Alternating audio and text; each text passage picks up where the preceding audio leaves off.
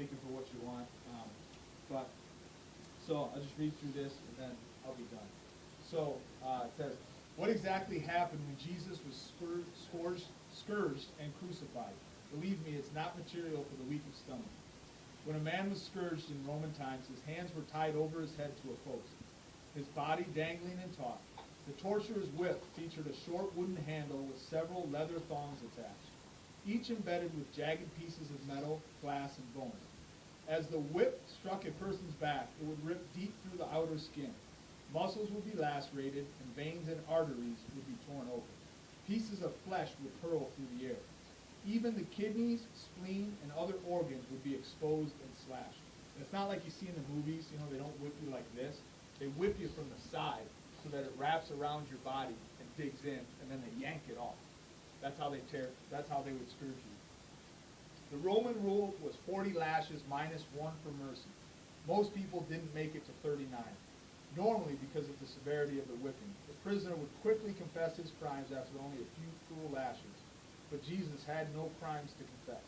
He had nothing to say to defend himself, so he took 39 lashes. You can be certain of this.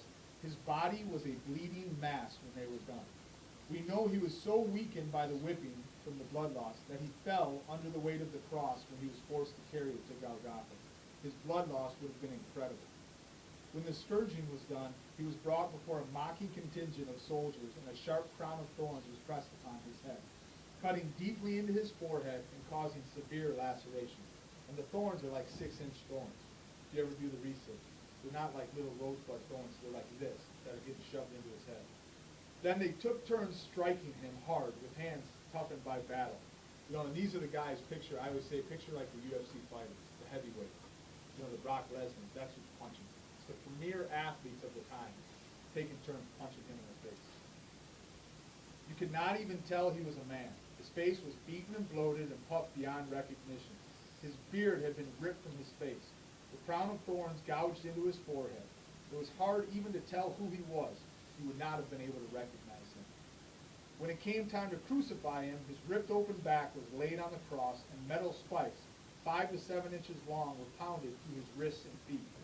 And they usually just used to put a board where the feet are, but in Jesus' case, they chose to put a spike through instead. The left foot pressed backward against the right foot, and a spike was driven through both of them. Then the cross was raised and dropped into a hole deep enough to keep it upright. And if you've ever put like a deck up or a fence, the hole's got to be 1/3 as deep as the rest of it.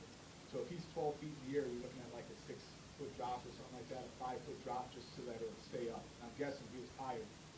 The force of the drop of the cross would instantly dislocate both shoulders of Jesus. However, his death didn't come by spikes in the wrists and feet, though that was painful. It most often came by suffocation because the condemned diaphragm was compressed in such a way that he could not breathe. A little step was often built beneath the feet of the condemned.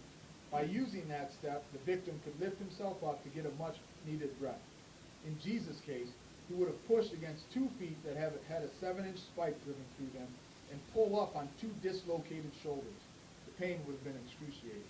And I've had several dislocations in my life. It doesn't feel good, but I can't fathom hanging by him with a spike. Just to get a breath, you have to back down. Beyond everything else. This shows you for one thing about Jesus. He was a man.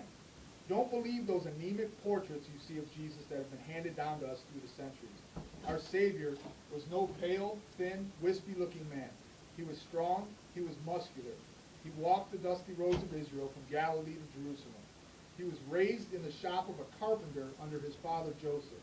He overturned tables of marble, not thin little fold-up card tables. He was a man's man. He was tough.